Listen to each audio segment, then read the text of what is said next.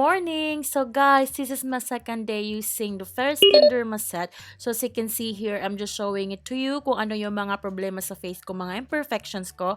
I have redness inside of my nose, freckles on the side of my cheeks. I have redness down there on the side of my chin. I have dark pimple marks, of course.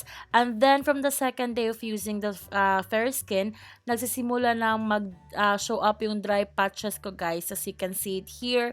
And nothing really major pa naman. So, ito lang yung nagsimula pa sa second day ko of using it. I never vlog on the first night because nothing really major happened in my face except the second day.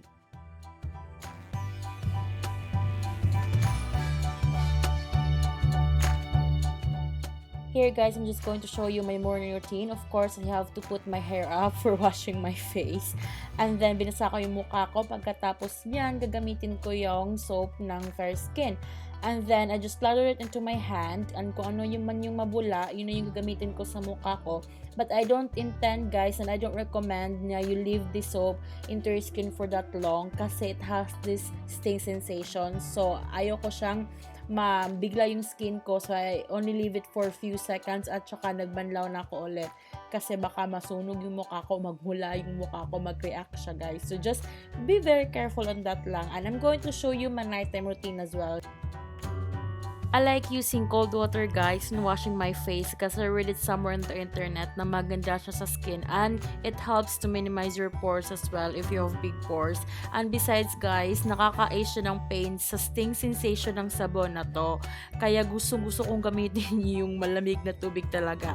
And after that, just pat dry your face with a clean towel. Next naman guys is just grab yourself a clean cotton pad and we're going to use the Fair Skin Derma Facial Toner.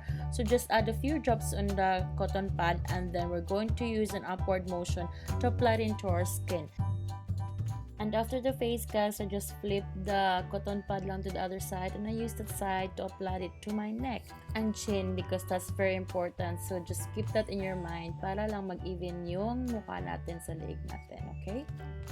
Pinapaypayan ko yung mukha ko guys kasi again it has this sting sensation and I'm just waiting for a few seconds lang before applying or moving on to the next step. So moving on to the next step guys is the sunblock cream gel naman. So I'm going to use this whatever on the lid lang just to make tipid. Pero tignan nyo naman yung pag-apply ko, grabe, di ba? Parang galit na galit ako sa sunblock, girl. Chill. Pasensya na guys, medyo malapad yung mukha ko kaya ganyan ako mag-apply. Peace!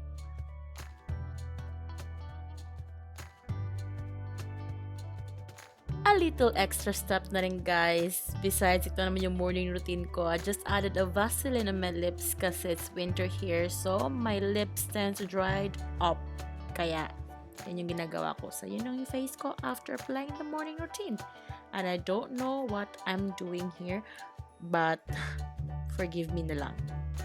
Nighttime routine na naman guys. So here, I'm just going to put my hair up. And then next is, I'm just using wet wipes here to remove my kilay kasi I applied kilay on that day. And then after that guys, I'm just going to wash my face using the soap again. So it's just the same thing routine. Nothing really much special here except that I brush my teeth first and show it to you. But in the morning routine, I did brush my teeth just to clarify things. I just didn't show it to you in that. Sorry.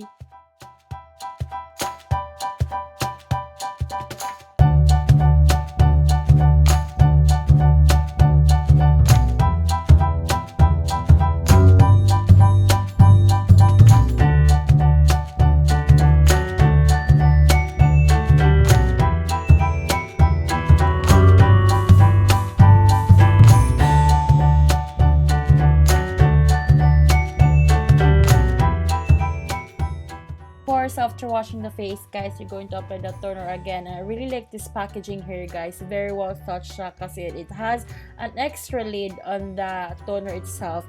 Like, you know, it just avoid things like accidents happen, especially if you're traveling and you tend to spill things in your bag. So it's very well thought lang and I really like it. That's a plus for me though.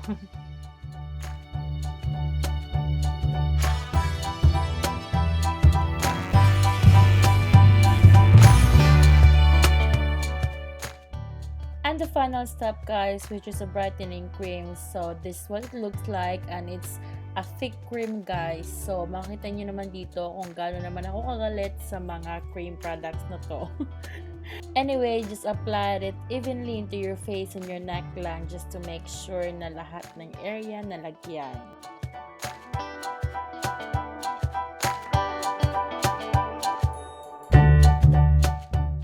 And of course, my Vaseline for my lips. So guys, this completes now my morning and nighttime routine using the Fair Skin Derma set. Guys, thank you so much for watching.